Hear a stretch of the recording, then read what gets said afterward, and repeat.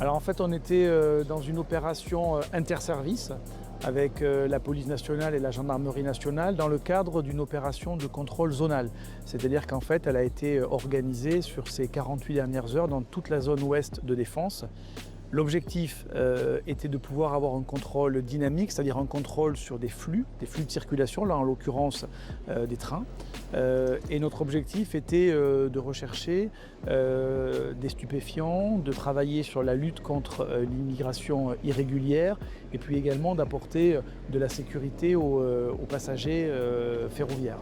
Alors le bilan envoyé, on a fait un aller-retour entre Vannes, Questembert notamment, et à l'aller comme au retour, on est tombé sur des contrôles de stupéfiants qui ont été positifs, c'est-à-dire grâce à la présence du chien de la police nationale, on a pu vérifier un certain nombre de sacs et un certain nombre de personnes ont été interpellées en possession de stupéfiants. On a les personnes qu'on a contrôlées, on a notre chien qui à un moment donné a marqué, des personnes qui ont été contrôlées, on a bien sûr passé les identités aux fichiers.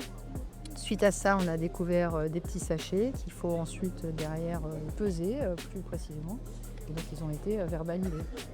Alors on réalise en effet des contrôles dans des gares. Aujourd'hui on était en gare de Vannes, Castambert. On avait fait en zone police un contrôle à la gare de Lorient. En tout cas, notre priorité c'est de pouvoir travailler sur les flux routiers, les flux ferroviaires, mais également les flux maritimes. Parce que nous savons que le phénomène, notamment en matière de lutte contre les stupéfiants, on est face à des phénomènes d'ubérisation et donc on est convaincu que ces contrôles sur les flux sont des contrôles qui nous permettent d'être efficaces dans la lutte contre les stupéfiants et contre l'arrivée des stupéfiants dans notre département.